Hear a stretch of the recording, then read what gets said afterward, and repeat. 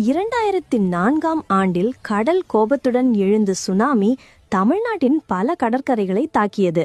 குறிப்பாக வேளாங்கண்ணி பகுதியில் பெரும் அழிவு ஏற்பட்டது. வீடுகள், தெருக்கள், தேவாலயங்கள் அனைத்தையும் அலைகள் விழுங்கின. ஆனால் அதே சமயம் கடலுக்கு மிக அருகில் இருக்கும் திருச்செந்தூரில் ஆச்சரியமான அமைதி நிலவியது. மக்கள் அனைவரும் வேளாங்கண்ணி வரை சுனாமி வந்தது, ஆனால் திருச்செந்தூரை ஏன் தொடவில்லை என்று வியப்புடன் பேசினர்.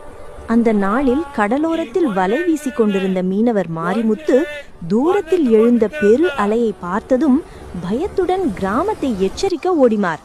ஆனால் அலை திருச்செந்தூரை அணுகும் தருணத்தில் முருகன் கோயிலின் விடுகம்பத்தை நோக்கியவுடன் அலை திடீரென சக்தியை இழந்து கரை அருகே நின்றது. கோயிலில் இருந்த முருகர் சிலை புன்னகையுடன் மக்களை காப்பாற்றியதைப் போல பெரும்பாலோர் உணர்ந்தனர்.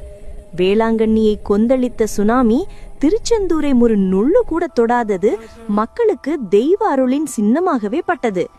இன்று வரை அந்த அதிசயத்தை நினைத்தாலே முருகனின் திருத்தலத்தை எந்த சக்தியும் அசைக்க முடியாது என்ற நம்பிக்கை மக்களின் மனதில் உறைந்து நிற்கிறது.